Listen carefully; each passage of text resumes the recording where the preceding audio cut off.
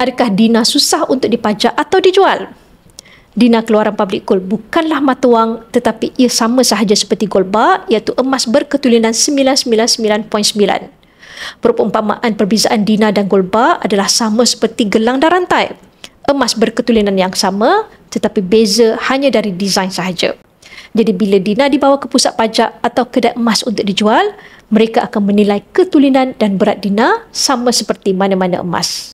Cuma bezanya Dina ini dengan jenama lain, Public Gold menjanjikan spread value yang rendah, iaitu 6 hingga 9% sahaja apabila pemilik emas Dina ingin menjual emas mereka semula kepada Public Gold. Dengan spread yang rendah, anda bukan sahaja dapat maksimumkan keuntungan, malah anda boleh nampak keuntungan simpanan emas lebih cepat sekitar 2 tahun sahaja berbanding jika anda jual di kedai emas dengan spread yang lebih tinggi. Bagaimana anda boleh dapatkan Dina-Dina ini? Anda ada pilihan untuk membuat belian terus jika ada wang tunai yang cukup, atau anda boleh menabung grab emas di Economas Gap atau Gold Accumulation Program. Apabila cukup grab emas, contoh jika anda ingin dapatkan 5 Dina iaitu 21.25 gram, anda boleh arahkan sistem untuk hantar emas ini ke alamat anda menggunakan Prosper Insurance.